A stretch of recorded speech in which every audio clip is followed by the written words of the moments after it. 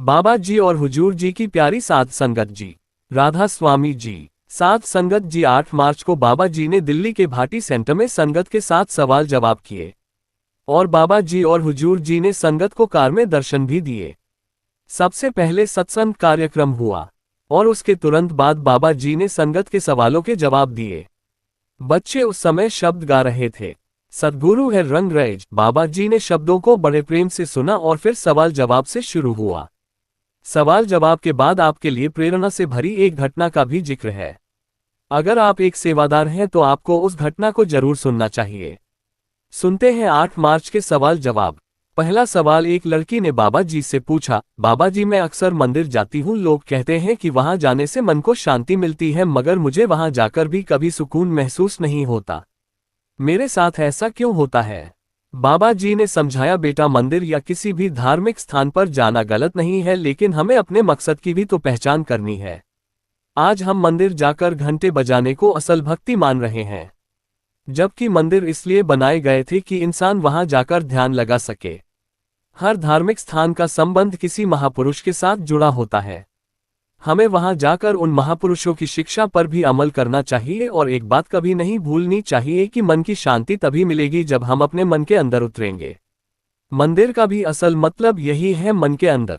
दूसरा सवाल फिर एक लड़के ने बाबा जी से किया, बाबा जी मेरे पापा हमेशा टेंशन में रहते हैं, उन्हें मेरी बहुत चिंता होती है। मैं क्या कर सकता हूं जिससे उनकी चिंता कम हो जाए और मैं उनका सहारा बन सकूं, जिससे कि वे खुद को थोड़ा हल्का महसूस कर सके। बाबा जी मुस्कुराए और बोले, बेटा माँ बाप अपने बच्चों की फिक्र करते ही हैं, वे बस यही चाहते हैं कि उनके बच्चे सही रास्ते पर चले, अच्छे इंसान बने और अपनी जिंदगी संवारे। अगर तुम अपने पैरों पर खड़े हो जाओगे, एक जिम्मेदार इंसान बनोगे, तो तुम्हारे पापा की टेंशन अपने आप कम हो जाएगी। इसके बाद वही लड़का बाबा जी से अनुरोध करने लगा कि उसे एक शब्द गाने की इजाजत दी जाए। बाबा जी ने सहमति में सिर हिला दिया। लड़के ने बड़ी श्रद्धा से शब्द गाया, ना जीवा महाराज तेरे बिन ना जीवा। बाबा जी ने बड़े ही प्रेम से इस शब्द को सुना। तीसरा सवाल फिर एक लड़के ने किया, बाबा जी मेरा मन बहुत भटकता है, इसे काबू में कैसे करूं? एक जगह मन कभी नहीं टिकता। बाबा जी ने समझाया, बेटा मन को संभालने का एक ही तरीका है, भजन सिमरन से इसे भर दो। जब तुम्हारा मन सतनाम में डूब जाएगा तो उसमें किसी और विचार के लिए जगह ही नहीं बचेगी, और जब मन में खालीपन ही नहीं रहेगा तो दुनियावी फिक्र अपने आप दूर हो जाएंगी और तुम्हारा मन काबू में आने लगेगा। मन को काबू करने का सिर्फ एक ही जरिया है और वह है मालिक की भक्ति, यानी कि भजन सिमरन। जब हम ध्यान को एकत्र करके तीसरे तिल पर टिकाए तो मन हमारे काबू में आने लगेगा।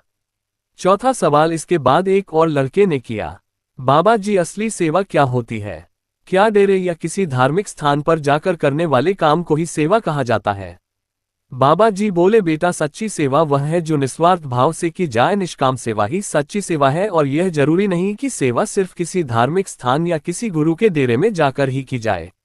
अगर तुम अपने घर में अपने माता पिता और बुजुर्गों की बिना किसी स्वार्थ के मदद करते हो तो वह भी सेवा ही कहलाती है। असल सेवा वही है जिसमें कोई अपेक्षा ना हो। जीवन में हम जो भी काम निष्काम करेंगे वही सच्ची सेवा कहलाएगी। पांचवा सवाल एक लड़की ने बाबा जी से पूछा, बाबा जी हम जानते हैं कि इस दुनिया से कुछ भी साथ लेकर नहीं जा सकते, फिर भी हर कोई दौलत और रिश्तों के पीछे भाग रहा है। जब अंत में कुछ भी साथ नहीं जाएगा तो फिर भी हम ये बात समझ क्यों नहीं पाते?